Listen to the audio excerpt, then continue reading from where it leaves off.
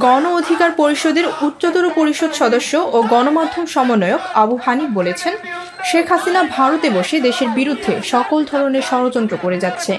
আর এদিকে বিএনপি কতিপয় নেতাকর্মী ও প্রশাসন টাকার বিনিময়ে আওয়ামী লীগের নেতাকর্মীদের রক্ষা করার দায়িত্ব নিয়েছে।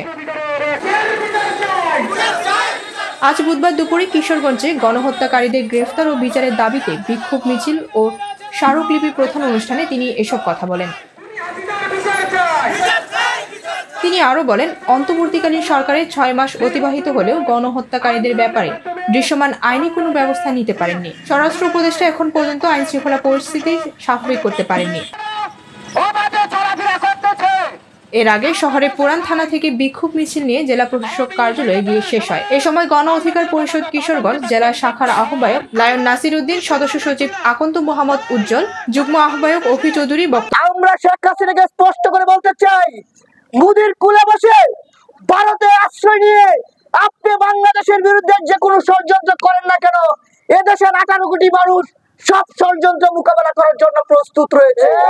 আমরা বিভিন্ন মাধ্যম থেকে জানতে পেরেছি, বিএনপির কতিপয় সদস্য এবং আইন শৃঙ্খলা বাহিনীর সদস্যরা আওয়ামী লীগের সেই গুন্ডালিকদের কাছ থেকে মোটা অঙ্কের অর্থ নিয়ে তাদেরকে এলাকায় রক্ষা করার দায়িত্ব নিয়েছে।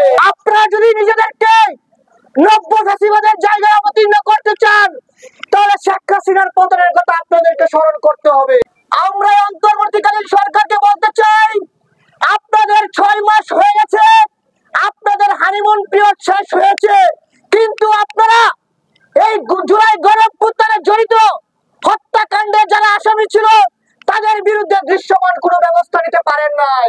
আমরা অন্তর্বর্তীকালীন সরকারের কতিপয় উপদেষ্টাকে বলবো, আপনাদেরকে ছাত্র জনতার রক্তের বিনিময়ে দায়িত্ব দেওয়া হয়েছিল, কিন্তু আপনারা সেই দায়িত্ব পালন করতে সম্পূর্ণরূপে ব্যর্থ হয়েছেন।